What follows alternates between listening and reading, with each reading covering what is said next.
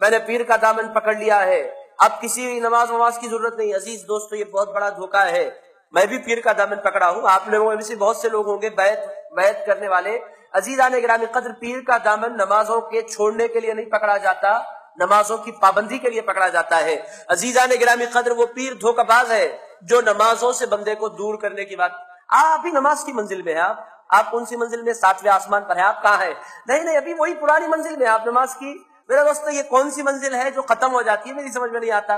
عزیز دوستو، اس منزل میں اللہ کے حبیب رہے، مولا کائنات رہے، ابو بکر صدیق، عمر فاروق، عثمان غنی رہے، اور پھر جملہ خلفائے راشدین رہے، رسول اللہ کی اہل بیت رہی، بی بی فاطمہ الزہرا نماز کی منزل میں ہے۔ میرے دوستو، غوث اعظم دستگیر نماز قائم کرتے رہے، غریب نواز زندگی پر نماز پڑھتے رہے۔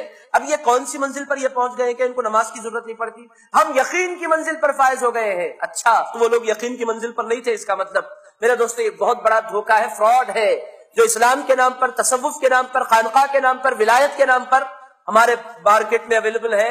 ان دھوکوں کا خدا را شکار نہ ہو۔ آپ کسی کو بھی دیکھیں، پہلے یہ دیکھیں کہ نماز کے معاملے میں اس کا سلوک کیا ہے۔ اگر وہ نماز کی طرف جاتا ہے تو پھر اللہ کا ولی ہو سکتا ہے، اور اگر وہ نماز کی طرف نہیں جاتا، وہ سب کچھ ہو سکتا ہے، اللہ کا ولی نہیں ہو سکتا۔ یہ امپاسبل ہے۔ آپ بولیں گے پھر وہ ایک گروہ نماز اولیاء اللہ میں ہے نا؟ میرے دوستوں، وہ ایک گروہ جن کو مجذوب کہا جاتا ہے، میں ان کا بیان نہیں کرنا چاہتا۔ مجذوب کہتے ہیں اس کو جس کی عقل جواب دے جائے، ان پر قلم نہیں اٹھ سکتا۔ وہ دنیا میں بہت تھوڑے بندے ہوتے ہیں اور ان کی پہچان بھی نہیں ہوتی، ان کو آپ پہچان بھی نہیں سکتے۔ ان لوگوں کو ایکسیپشن دیا جا سکتا ہے اس واسطے کہ ان کی عقلیں کام نہیں کر رہی ہوتی ہیں، وہ خدا کے جلووں میں گم ہوتے ہیں۔ ایسے بندے لاکھوں میں ایک آدھ ایسا نکلتا ہے جو پیر کا دامن پکڑے مجذوب نہیں بن جایا کرتا۔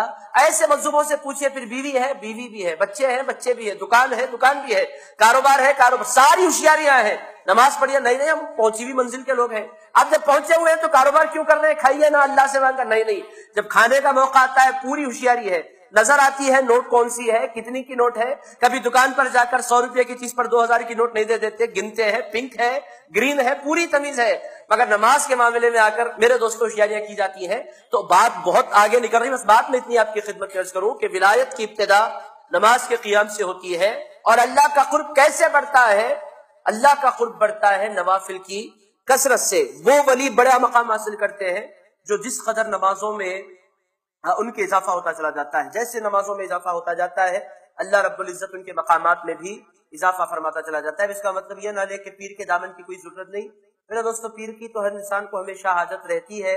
میں پیروں کو ڈیگریڈ نہیں کر رہا، ان کے مقام کو گرا رہا نہیں، میں ان پیروں کی بات کر رہا ہوں جو نقلی ہیں۔ اصلی اور نقلی میں ہر زمانے میں اور ہر جگہ فرق ہوا کرتا ہے۔